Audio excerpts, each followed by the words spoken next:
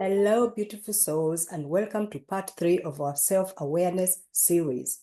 In part 1, we talked about what self-awareness truly is, and in part 2, we uncovered the hidden obstacles or barriers that often keep us stuck. And now, we begin the healing in part 3. This is Soul Sense Empowerment. Heal your mind, elevate your spirit, empower you. Part 3 is all about integration, how we start doing the real work of becoming more self-aware in our everyday lives. And before we begin, I want to remind you that you don't need to fix everything overnight. You don't need to have it all figured out or to have it all worked out.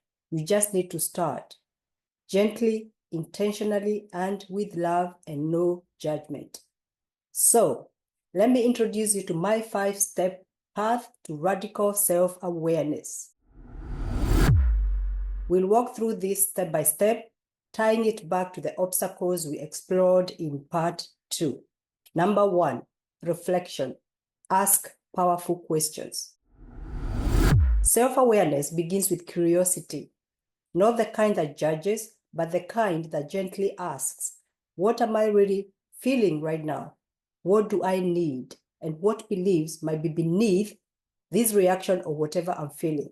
For example, if you call a friend for a friendly chat, and in the process they say something really that drives you mad, or like the time I told you about my horrible mandazis, I completely overreacted. Was it about the mandazis? Is it about your friend saying something that ticked you off?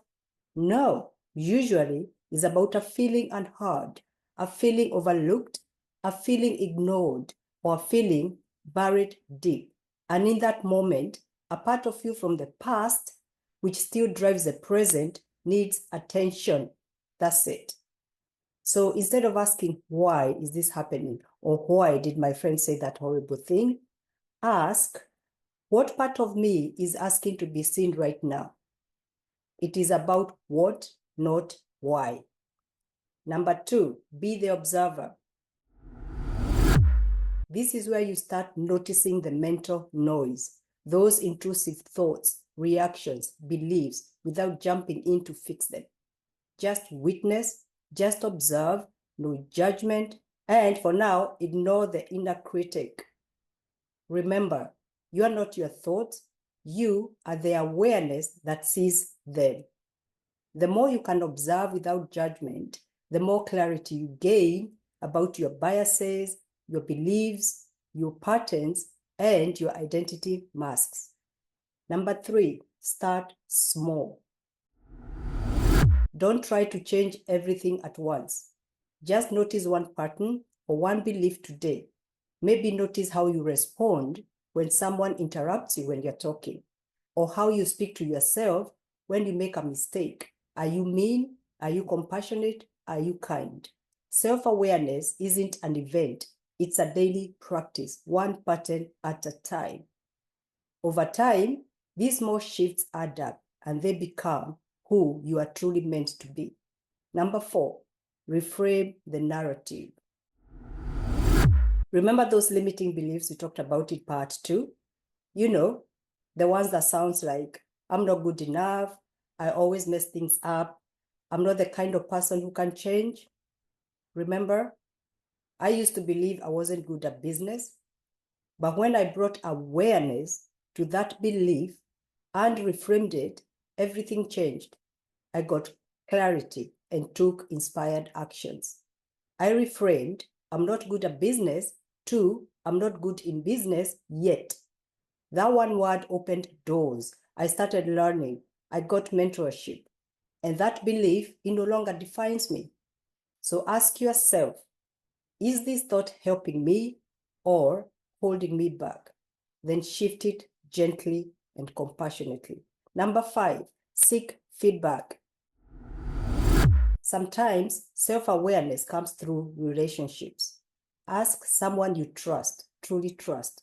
What's the one thing you think I'm not aware of that might be holding me back? Not 10 things, just one.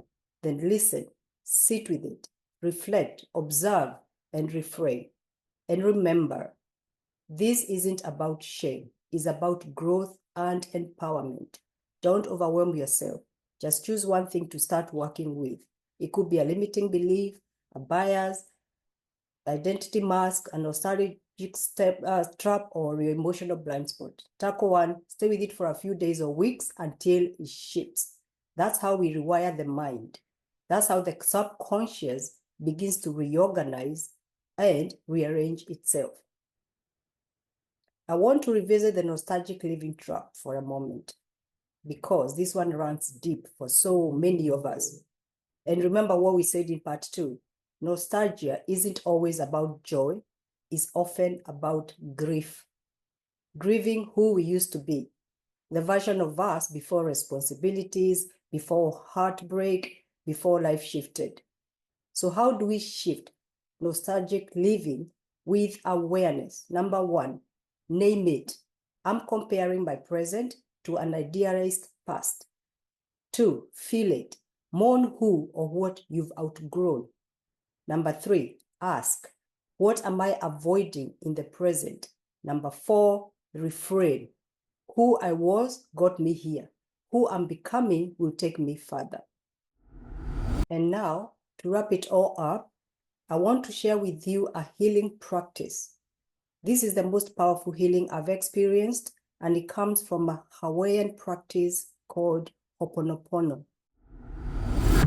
Maybe you've heard of it, or maybe you haven't. This practice of healing is not about fixing. It's about clearing life energy.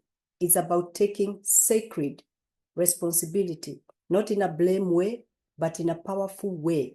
And I believe this is deeply rooted in Luke 23:34, where Jesus is showing radical compassion and forgiveness even towards those actively hurting him, because he recognized that their actions come from ignorance, fear, or pain.